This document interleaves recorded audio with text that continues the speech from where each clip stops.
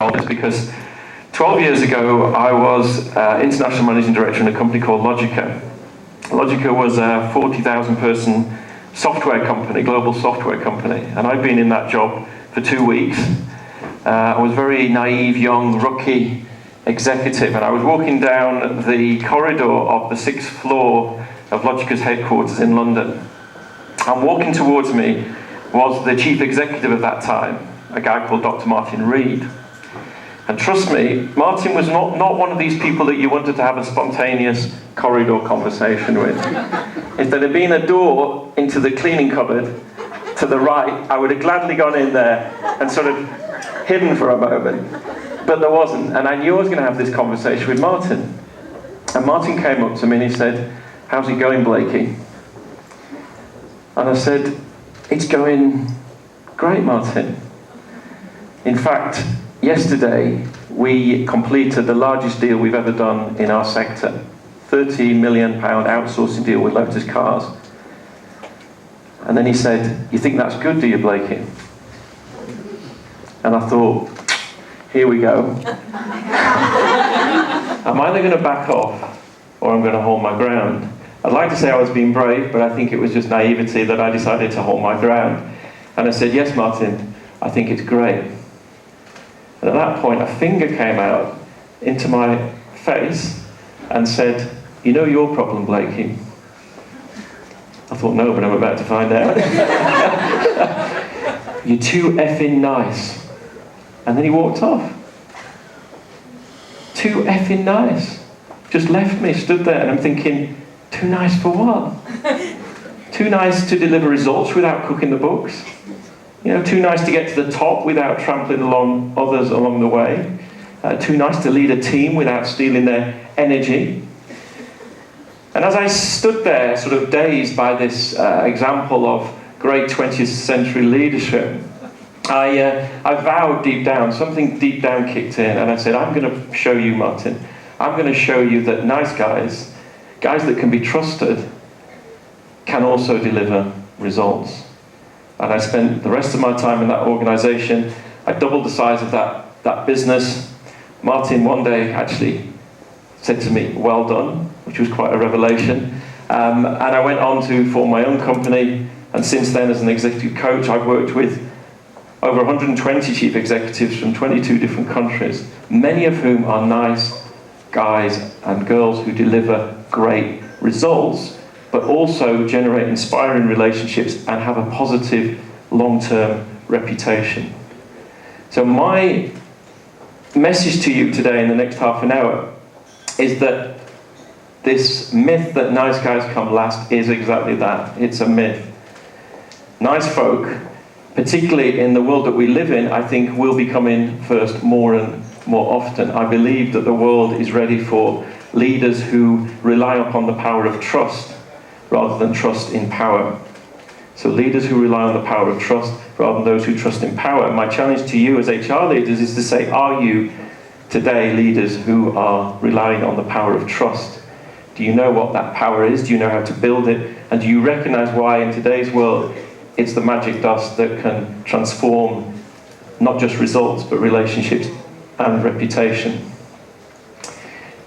Before I go further into that, I just want to show a short video of some of the clients that I work with talking about this trust and what it means to them and why they think it's an important quality for the modern leader.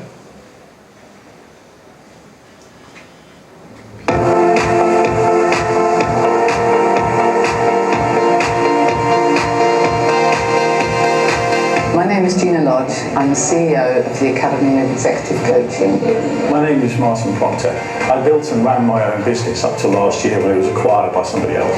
My name is Guy, and I have spent my career running software companies. Hi, I'm Matt Farker. I'm an executive coach specialising in conversational intelligence.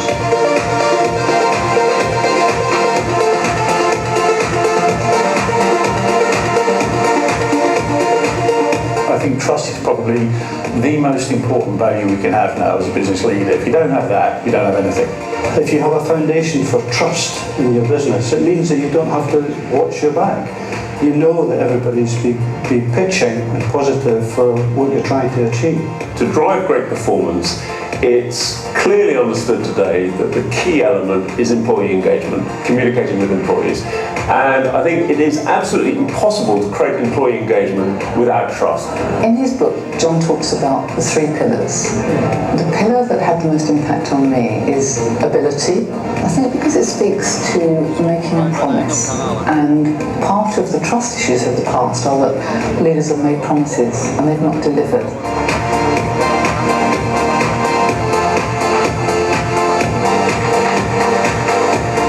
The concept of integrity is clear, the concept of ability is clear, but the idea of benevolence, I think, is new. That benevolence, that word, John has introduced us to the business world. I will love to see that blossom.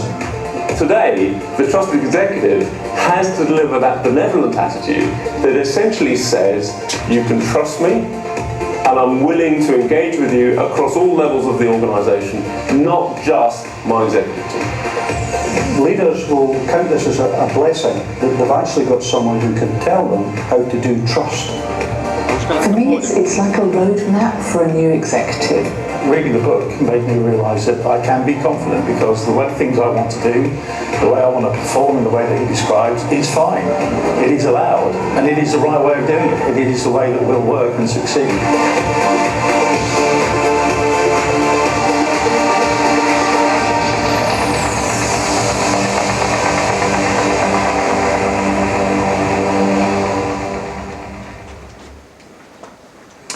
So, trust.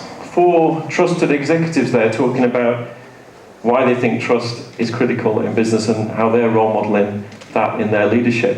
But unfortunately, over the last 10 years, not everybody in the world of business has been role modelling trust. Unfortunately, we've had some very high-profile examples of untrustworthy leaders and organisations. I was very interested to hear Paul talk about Lance Armstrong and brands. And Lance Armstrong, a man who delivered a lot of results, but unfortunately sacrificed his long-term reputation and lost, that reputation for trust, and it can be lost just like that.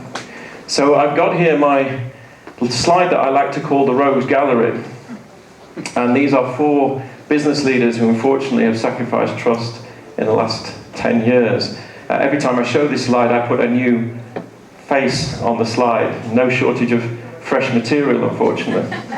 But anybody recognise any of these faces? I think these are global, hopefully global examples. Anybody recognise anybody who's up there? Volkswagen, yeah, Volkswagen. So here is Mr. Martin Winterkorn, ex-chief executive of Volkswagen, an organisation that last year admitted to fitting 11 million emissions-cheating software devices to their vehicles, which means we have 1 million tonnes of nitrogen oxide pollutants in our atmosphere that shouldn't be there. And unfortunately for Volkswagen, again, a fantastic brand, probably was one of the top 50 brands that Paul talked about only sort of 3 or 4 years ago. Martin has lost his job, and the company is currently facing 18 billion of fines in the US courts. That's the cost of trust. Anybody else recognise any of the other leaders here? BP, thank you, yes. So a little bit further back in time, 2010, Tony "I Want My Life Back" Hayward. He was the chief exec of BP at the time of the 2010 deepwater oil spill. 4.9 million barrels of oil pumped into the Gulf of Mexico. 11 people died. At the time of that disaster, Tony Hayward was earning $1.7 million. He had a pension pot of $17 million. That disaster is expected to cost BP $37 billion by the time it's all sorted out. And unfortunately, Tony made that comment when he was interviewed by a journalist in the midst of that saga, said, yes, we all want this crisis to be over, I'd like my life back too. And you can imagine it didn't evoke a great deal of sympathy from all the people who had been affected by the actions of his organisation. Who else do you recognise? There's one you must get there. FIFA, yes. So we're talking about football today, and unfortunately football hasn't escaped. And Sepp Blatter, FIFA president, currently being investigated, alleged bribes of $150 million for the World Cups in South Africa and Qatar. And our final rogue, Bob, the unacceptable face of banking Diamond. Bob Diamond was the chief executive of Barclays Bank at a time when Barclays was accused of rigging the interbank lending rate. A scandal that cost that company £260 million in fines, and Bob Diamond earned a total of £60 million in the time that he was chief exec of Barclays Bank. So these headlines are what we are picking up and reading every day of the week, and unfortunately this is undermining trust in business, and this affects you and this affects me. I didn't come into business to be a pariah of society. I didn't come into business to be bracketed as a business leader with these sorts of headlines. So our reputation as HR leaders and as business leaders is being affected by these headlines, and we then find we have the situation where one of the CEOs that I interviewed for my research on trust, a guy called Ben Page, he's chief executive of a polling company in the UK, Ipsos Mori, and he told me that their surveys show that only 29% of the public believe that the people in charge know best, and this percentage is dropping with each successive generation. This is the cost of the reputations of business leadership and political and sporting leadership, that gradually we don't trust them anymore. We trust us. And that's creating some very interesting dilemmas. In my country at the moment, we're about to vote next week about whether to be in the European Union or not. 9 out of 10 establishment figures, 9 out of 10 of the people in charge are telling us we should stay in. And yet the vote is on the knife edge. Why is it on the knife edge? Because we don't trust them, whoever they are. And this is a big challenge for anybody who is wanting to influence others, that the old model is not working anymore. And the old model is this. The model that I walked into in business in 1985 when I was a graduate trainee in the British utility, British Gas, was a business world that worshipped profit. And it really had built a temple to profit. Profit was its sole focus. This is really a model that was built by 19th century economists. And even as recently as 1970, the economist Milton Friedman was saying that the only social responsibility of business is to maximize its profits, so long as it stays in the rules of the game. Maybe that's what Volkswagen thought they were doing, until they got caught out.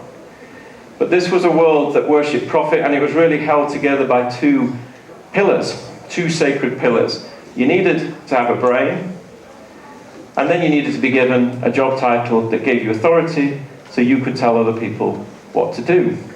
And that was really how I was developed as a leader. This was the world I was in. I was relatively successful in it, and I didn't really know anything different. But the world is changing.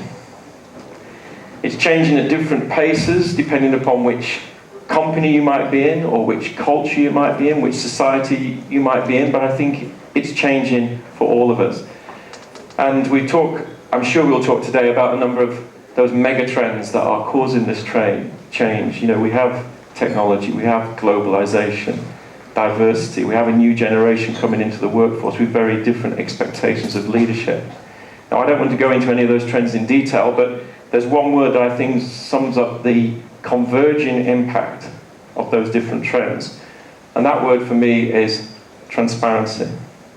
It's transparency that is exposing the truth of what is actually happening and what has actually happened in our organisations, in our political establishments, in our sporting worlds. And unfortunately, that transparency, every time we have a headline, it's like a bolt of lightning. And that bolt of lightning hits this pillar of authority. And gradually it cracks. And eventually it falls over. The day it falls over will vary depending, as I say, on your particular situation. But I think in the next 5 to 10 years, we're going to see that pillar of authority falling over more and more often. There's a researcher in the University of Rome, Fiammetta Borgia, and she summed up, I think, this word, transparency, very well. And she said, the endless manipulating and retrieving of information has created the new transparency imperative. The public's right to know is eroding the secret, opaque lives of corporations. The more we know, the more we want to know, and the more there seems to disclose. So that is our hunger for transparency, that we dig and we dig and we dig, and we find more and more and more. One of the CEOs I interviewed summed it up with this quote: "You've got to be open, honest and transparent with the good, the bad and the ugly. There is no such thing now as you don't know, or you don't understand, or you want your life back. Those excuses are a thing of the past." How many of you have seen the film The Matrix? I'm assuming that this is a popular film all around the world. It's one of my favourite films. And this word transparency for me is the equivalent of the red pill in The Matrix. Now, for those of you who haven't seen this film, the hero of our film, Neo, is presented with a choice in this film. He's presented with a choice between taking one of two pills, a red pill or a blue pill. If he takes the blue pill, it keeps him in the fabricated illusion of the computer-generated world. A comfortable illusion, but nevertheless not the truth. If he takes the red pill, he wakes up. He wakes up to the reality of what is really going on. An uncomfortable, painful reality, but nevertheless, he, in that situation, chooses to take the red pill. And I think more and more of us are taking this red pill in terms of transparency, in terms of finding things out, education, looking for things, and seeing things that we didn't see before. Sometimes things that we don't actually like, but actually start to change our perception of leadership. And I just want to indulge you in a short clip from The Matrix, where Neo is faced with this choice. And as you watch this clip, I'd just like you to think of it as a metaphor, that Morpheus is like a leadership mentor, and he's offering Neo this choice. You can have the video, thanks. Do you want to know what it is? The Matrix is everywhere. It is all around us. Even now, in this very room. You can see it when you look out your window or when you turn on your television. You can feel it when you go to work, when you go to church, when you pay your taxes. It is the world that has been pulled over your eyes to blind you from the truth. What truth? That you are a slave, Neo. Like everyone else, you were born into bondage, born into a prison that you cannot smell or taste or touch. A prison for your mind.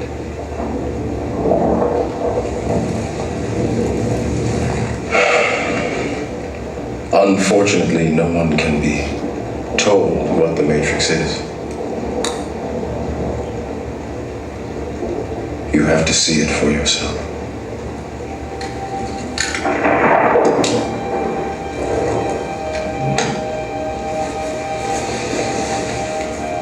This is your last chance.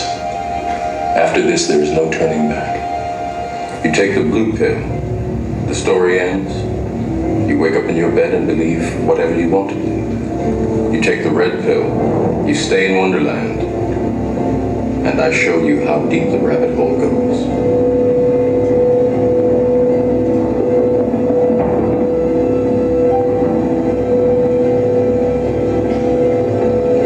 Remember, all I'm offering is the truth, nothing more.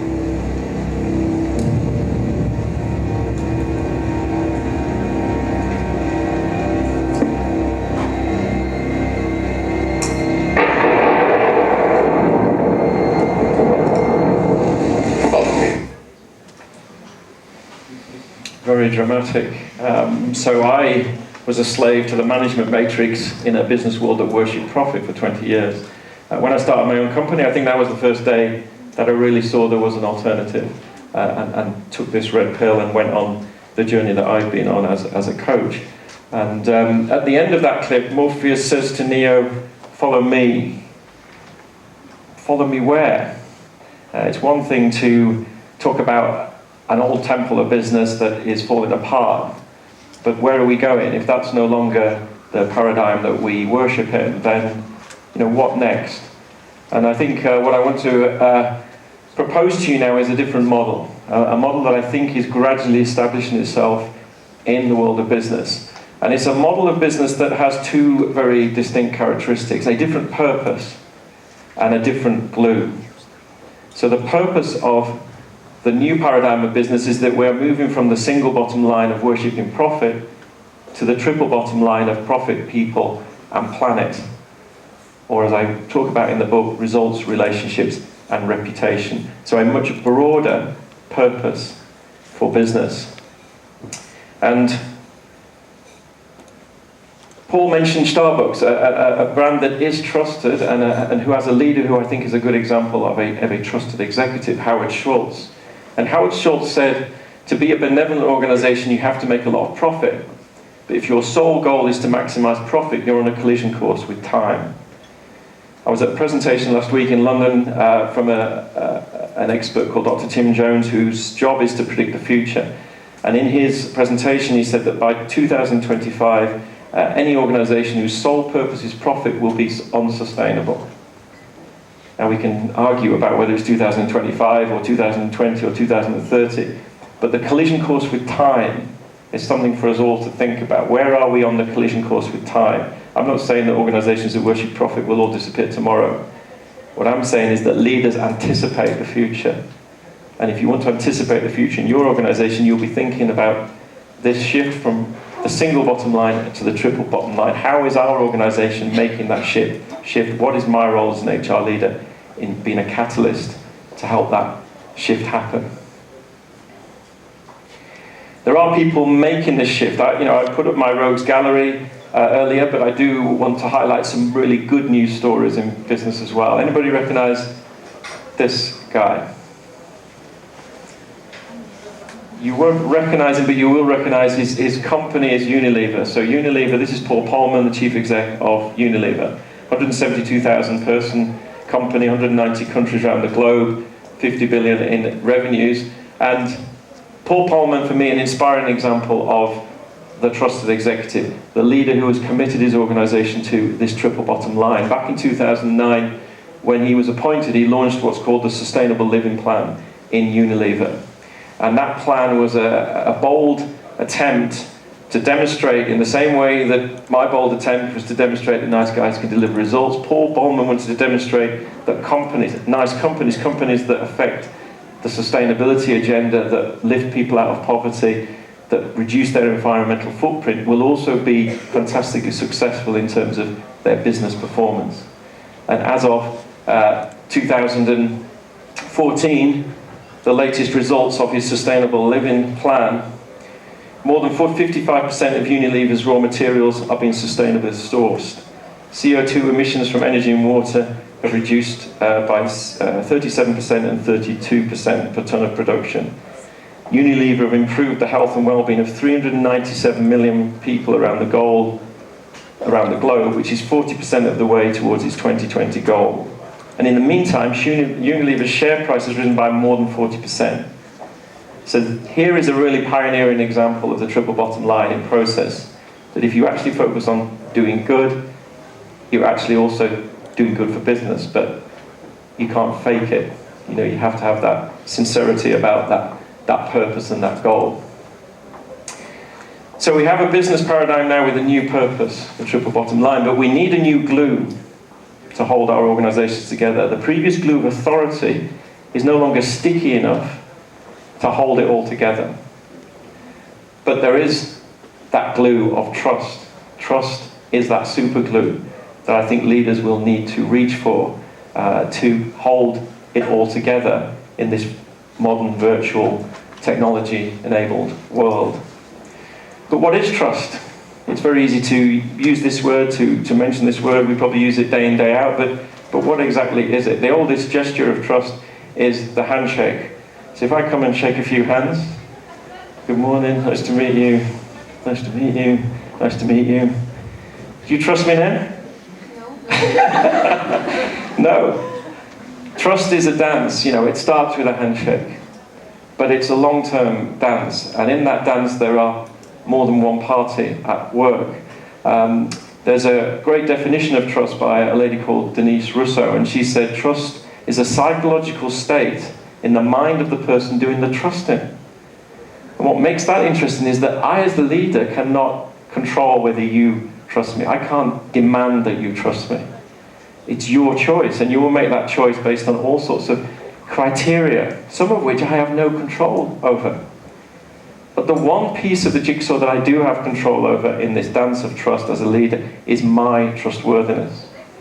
So my first message to leaders is don't focus on trust. Trust is something in what Stephen Covey would call a sphere of concern. But trustworthiness is in your sphere of influence. It's something you can actually do something about. So we move from trust to trustworthiness. And in the ideal case, one trusts someone because he or she is trustworthy. And that trustworthiness inspires trust. So that's how we start this process as leaders, is focusing on our own trustworthiness. But again, then we have the question, what do you need to do to be trustworthy? I ran a session like this in London a few months ago, and we had some polling software that allowed people to put words onto a screen as they voted on their phones. And the question was, what is the most important characteristic of trustworthiness? And these are the words that built, having asked that question. You can see reliability was the most popular word, but we had integrity, honesty, consistency, openness. If I did the same exercise today, we would have a slightly different set of words up there. So it's a very slippery thing, this word trustworthiness means different things to different people. But thankfully, our academic colleagues have been working on this question for 30 years. And recently, Professor Sean Burke in the US summarized all of that research to answer the question, what is trustworthiness? And she proposed that it's 3 words, 3 pillars, so 3 pillars of trust that will hold up this new paradigm of business. And the first of those, ability. So you hopefully will trust me to deliver this presentation, you might trust me to run a business, but hopefully you wouldn't trust me to perform open heart surgery on you if you've got a heart condition. Ability is dependent upon the situation, the task, the context, but you need to deliver results, and that's not going to change in this new paradigm of business. We're still going to need to deliver and be competent to deliver results. Integrity. As a relationship develops, you want to know that I walk the talk, that I'm honest, that I'm open, that I have values that you see me consistently demonstrate. And that will be that second dimension of trust. And then we have this interesting word, benevolence, that you heard being spoken about in that video earlier. Benevolence is a word that comes from originally 2 Latin words, benevolent, benevolent, and those literally mean wishing well. Benevolence is wishing well for others. And I don't mean great customer service. I mean wishing well for others. I mean care, compassion, kindness, basic day-to-day, tiny, noticeable things that we demonstrate from one human being to another. That is benevolence. And so the equation of trustworthiness is not trustworthiness is ability plus integrity plus benevolence. It's actually a multiplication. Trustworthiness is ability times integrity times benevolence. And the interesting mathematical reality of that formula is that anything times 0 is 0. You could be fantastically able at your job. You could be as honest as the day is long, but if you're cruel and negligent to your stakeholders, we still won't trust you. The opportunity of that formula for business leaders and for people like you who want to role model this leadership in your management teams is that if you're very good at all 3, the multiplier acts in your favor, and you can amplify that trustworthiness. And again, in terms of your brand, what about having a brand and a reputation like that as the trusted leader in your organization? Now, my own work and research on trust is really to go beyond those 3 pillars and to look at the habits, the behaviors that underpin those pillars. I'm an executive coach. I'm interested in how people change. Part of the way people change is they get new knowledge. And it's great to have theories that give you new knowledge. But actually change is more difficult than just knowledge. You need to have new habits. One of the authors that I respect in this area, David Marquette, he wrote a book called Turn the Ship Around, and in that he said, bosses think their way to new actions, leaders act their way to new thinking. And I think that's a powerful way of thinking about the power of habits. That act your way to new thinking, don't think your way to new actions, but focus on habits. And if you want to build trustworthiness, there are 9 habits that, from my interviews with chief executives, have emerged as the most powerful sort of habits that you can develop. So in terms of ability, develop habits of delivery. Do what you say you're going to do. And when you have got your delivery and your results sorted, help others do the same. That's the habit of coaching. So coach others in your team. And don't just do that on a Monday and a Thursday and be a different person on a Tuesday and a Wednesday and a Friday. Be consistent. In the blue pill world, often leaders prided themselves on being inconsistent because it was a way of keeping people on their toes. It's a way of making people feel nervous. You don't quite know where you stand. That's blue pill thinking. In the red pill world, you pride yourself on being consistent. So people build that trust in you because they can predict how you're going to behave.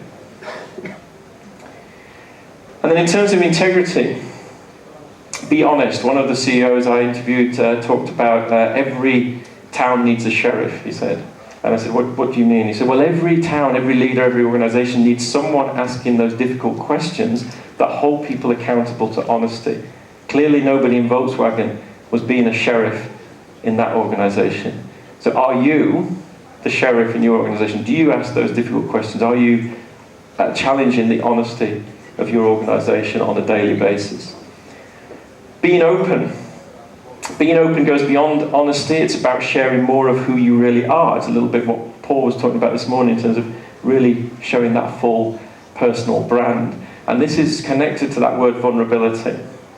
Again, blue pill thinking, the way I was brought up as a leader, don't show any weakness, don't show any vulnerability. They'll take advantage of you if you do that. That's blue pill thinking. Red pill thinking is that vulnerability is a strength.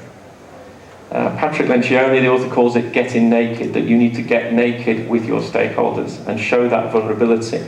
Brené Brown, another author, says, vulnerability is the first thing I want to see in you and the last thing I want you to see in me. And there's the clue. The brave leaders, the new leaders, the red pill leaders will start to use vulnerability as a way to connect, create empathy, create trust. Humble. Being humble, again, blue pill world. Brave, masculine, Anglo-Saxon warrior, wading into battle, slaying the enemy. Very brave. But the bravery I'm talking about here in the red pill world is moral bravery. The bravery of the leader to be able to sacrifice their own personal interests for that wider good. How many of us can really step up to that challenge in terms of the moral bravery to do that? In terms of benevolence, three final habits to leave you with. Evangelize. Evangelize is, again, another interesting word. You may have heard of it more in a religious context about evangelical people in religion. But evangelize really, in the simplest sense, means spreading the good news.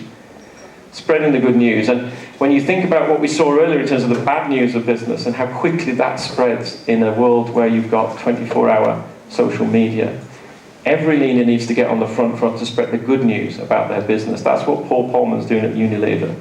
He's not just doing it, he's also spreading the good news about it. He's being evangelical about the good news of Unilever's role in the world. And each of us, I think, will need to be more evangelical in this social age that we are in. I've talked about the moral bravery. Just want to leave you with this word, being kind. Kindness. Shock horror. Leadership speaker mentions the word kindness. If I'd have used that word in 1985 in British Gas, I think they would have chased me out of the building. Again, blue pill thinking, no, I don't think we need kindness, do we? Why would that be relevant to business? Red pill thinking says, yeah, kindness, when I perceive that you're not just acting in your own self-interest, but you actually are acting in mine as well, that's going to be that purple dye, as I call it, of kindness, the one drop that changes the whole colour of the culture. Kindness, very, very powerful, but rarely seen, really discussed and embraced in a business leadership setting. But I think you'll find that that is a word that will become more and more common in business language over the coming years. So, I just want to leave you with some facts really about trust. A lot of what I've said has been about doing good, being nice, all those lovely cuddly things, but trust is also great for business. I talked about Unilever, but this is also a graph that shows you that the 500 most trustworthy organizations in America, as measured by an organization called Trust Across America, have delivered 1.8 times more financial return for their stakeholders over the last 6 years than the average company on that stock market exchange. So trustworthiness, good for people, good for the planet, but also good for performance. I'd like to leave you with a poem and then maybe just take one or two questions from the floor. This is a poem by an English poet called D.H. Lawrence, and it's a poem simply called Trust, and it reads, "Oh, we've got to trust one another again in some essentials. Not the narrow little bargaining trust that says, I'm for you if you'll be for me, but a bigger trust, a trust of the sun that does not bother about moth and rust. And be, oh be, a sun to me, not a weary, insistent personality, but a sun that shines and goes dark, but shines again and entwines with the sunshine in me. We've got to trust again. So be a sun to me." So I want to leave you with that challenge to be a sun to your stakeholders in business. Shine with this trustworthiness, work on those habits, and most of all, keep taking the red pill. Thank you very much.